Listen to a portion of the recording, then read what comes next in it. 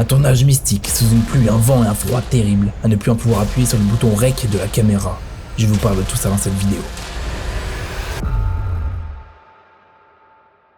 Bonjour, oui c'est moi qui vous dis il y a 4 mois que je reviens dans seulement quelques jours pour une nouvelle vidéo parce que je veux reprendre, être régulier sur YouTube et qui au final se retrouve 4 mois plus tard, aujourd'hui à Lyon, dans un nouvel appartement. Ça fait super plaisir, j'ai déménagé de Grenoble à Lyon pour trouver plus de clients, pour avoir plus d'opportunités et pour vivre une nouvelle aventure tout simplement. Aujourd'hui je voulais vous parler plus particulièrement de mon métier, prestataire vidéo, et vous parler d'un projet que j'ai réalisé il y a à peu près un mois qui je pense a des choses intéressantes à analyser. Parce que vous allez le voir, cette prestation était assez spéciale. Pour vous remettre dans le contexte, il y a à peu près un mois, je suis parti à 4h30 de Lyon dans les Vosges pour réaliser une sorte de retranscription vidéo d'une course de vélo. Cette course, c'est un ultra. Pour ceux qui ne connaissent pas, parce qu'il y en a beaucoup et moi aussi, je ne connaissais pas à la base. Un ultra, c'est une course très longue distance. Là, par exemple, c'était une course de 670 km. Imaginez, c'est des courses qui peuvent durer jusqu'à 2-3 jours parfois. Il faut savoir que les coureurs qui tryhardent le plus dorment parfois dans des arrêts de bus sous la pluie parce qu'ils veulent perdre un minimum de temps. Personnellement, j'ai suivi les coureurs pendant une journée dans des conditions, vous allez le voir, c'est difficile de faire pire et c'est pour ça que je voulais vous en faire une vidéo parce que je pense que c'est très intéressant de montrer les astuces que j'ai pu utiliser pour faire une vidéo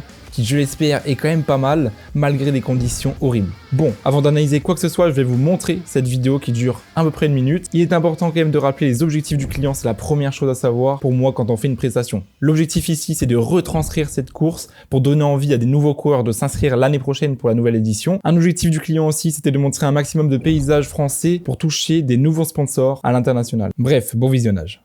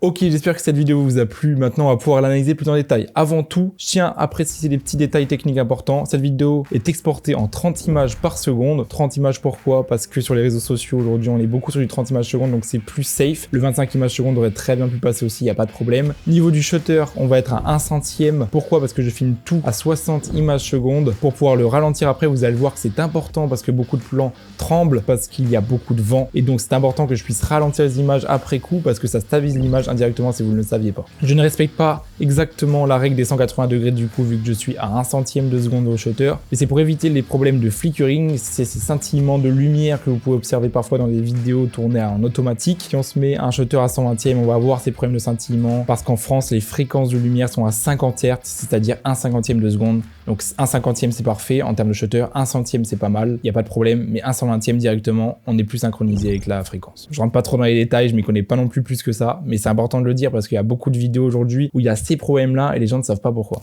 Bref, c'est parti, je regarde la vidéo en même temps que vous maintenant et on va premièrement analyser ces premiers effets de lumière sur les plans drone. Alors les plans drone là, ils sont tournés à peu près 6 h du matin au début de la course. C'est donc des conditions très compliquées, sachant qu'il pleut déjà. Alors pourquoi du coup j'ai ajouté autant d'effets visuels? Vous voyez, c'est des sortes de light leaks pour ceux qui ne connaissent pas. C'est des lumières qu'on va ajouter à l'image, donc c'est des lumières qui ne sont pas vraiment en tournage. Mais je les ajoute parce que le plan est dégueulasse. Je vais être honnête avec vous, le plan a énormément de bruit numérique. Je rajoute plein d'effets de lumière pour enlever ces problèmes-là et vous allez voir que dans la vidéo, il y a énormément d'effets de lumière rajoutés pour qu'on ne voit pas que l'image est en fait dégueulasse et ratée, mais je ne peux rien y faire, je suis à ISO peut-être 2000, je suis au shutter sur le drone à 1/30e, c'est-à-dire le minimum possible. Ça sert à rien de respecter une règle de 180 degrés, je trouve, un drone parce qu'on est très stabilisé et qu'on a de toute façon pas beaucoup de flou de mouvement. Autant être au minimum quand vous n'avez pas beaucoup de lumière et que vous en avez besoin de plus.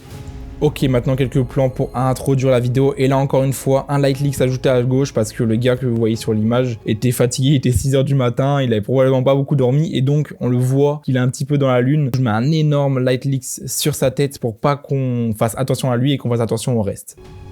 Ok, encore des light leaks ajoutés sur ce plan. Alors, c'est un plan qui est indispensable à mettre parce qu'on voit les coureurs arriver dans un beau tunnel. Malheureusement, j'étais un petit peu en retard sur le moment et donc j'ai été obligé de le tourner un petit peu en marchant. Donc, le plan tremble énormément. Je l'ai stabilisé en post-prod, mais du coup, il est un peu flou quand tu stabilises alors qu'il y a du flou de mouvement naturellement. Je rajoute encore une fois des light leaks pour qu'on voit pas trop que ce plan est encore une fois dégueulasse et que normalement, je ne l'aurais pas utilisé. Mais on est sur un tunnel que le client voulait vraiment qu'on montre, donc j'ai pas le choix.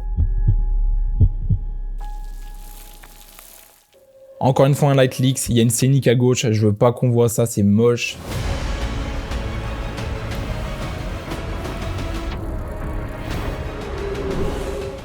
Détail important avant de continuer, on est sur une vidéo qui nécessite beaucoup de plans drone parce qu'on veut montrer des paysages, on veut montrer ces belles verdures dans les Vosges et malheureusement il pleut à torrent toute la journée. Donc là c'est très stressant pour moi parce que si je peux pas faire un seul plan drone, le client, pour être honnête, va être assez déçu. Mais on essaye quand même d'en faire et là à 15 h à peu près, il pleuvait un peu moins mais putain vous allez voir qu'il pleut quand même encore beaucoup. Le drone je le sors donc pendant 30 minutes, je le sors et je fais un maximum de plans et ça va être la seule fois de la journée où je le sors, à part au début avec l'ABI qu'on voit. Mais sinon, on n'a aucun plan drone avec des vélos dessus. Mais voilà, j'ai profité, j'ai fait un maximum de plans parce qu'il faut que je puisse cutter entre des plans de vélo et des plans drone. Sinon, la vidéo a beaucoup moins de sens.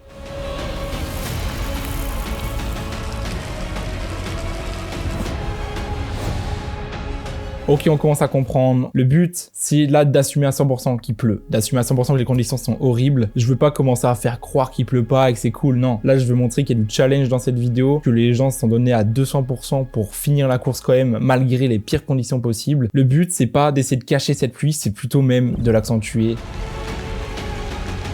Ok, vous le voyez aussi, pas mal de plans, on voit les émotions des coureurs, important, ça rajoute de l'humain à la vidéo, ça rajoute un petit peu de l'épique pour montrer eux ce qu'ils ont vécu vraiment.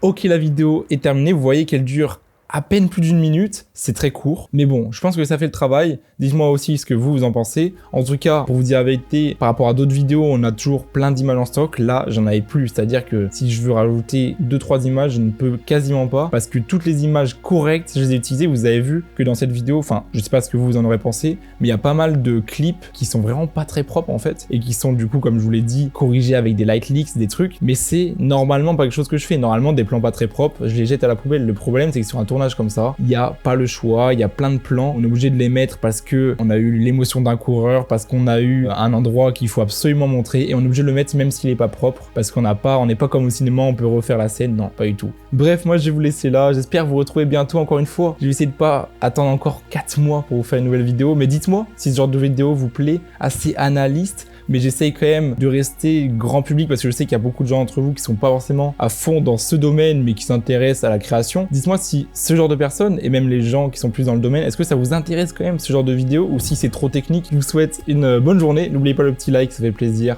Merci à vous d'avoir regardé jusqu'ici, salut.